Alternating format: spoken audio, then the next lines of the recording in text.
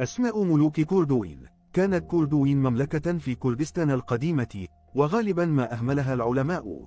وكان من بين ملوكهم البارزين زربيانوس ومانيساروس، اللذان يكشف أصل أسمائهما عن طبيعة اللهجة الأريانية الكردي التي يتحدثان بها، لهجة سكيثية وسطى. زربينوس، المسجل أيضا باسم زربين أو زربين، أوائل منتصف القرن الأول قبل الميلاد، قدموا مبادرات لأبيوس كلوديوس عندما كان الأخير يقيم في أنطاكية، راغبا في التخلص من نير تيغرانس. لكن تم إبلاغه بذلك واغتيل مع زوجته وأولاده قبل دخول الرومان إلى أرمينيا. عندما وصل لوكولوس، احتفل بطقوس جنازته بأبهة عظيمة، وأشعل النار بيده في كومة الجنازة، وأقام له نصبا تذكاريا فخما.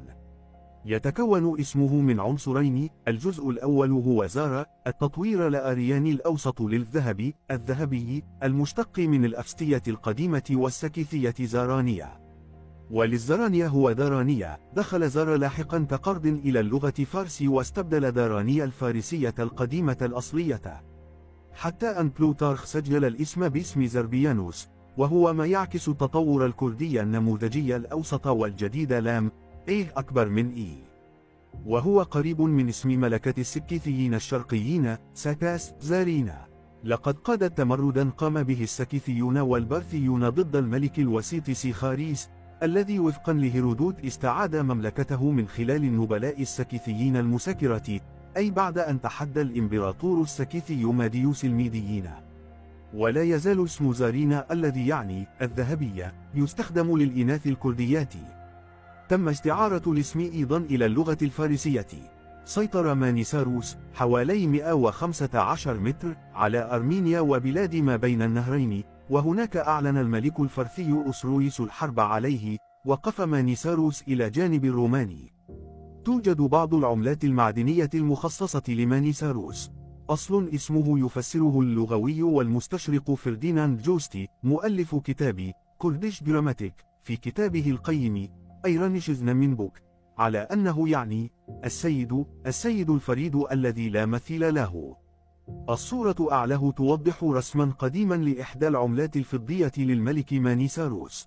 لاحظ عصابة رأس الملك أو الإكليل، وهي نموذجية للملوك السكيثيين، مثل الملك إيزاتس الثاني ملك أديابين. الأكراد شعب شجاع وشجاع، عرفوا في التاريخ باسم غورديون واو كاردوكي. بقدر ما هم محاربون، هناك أيضا لصوص بينهم.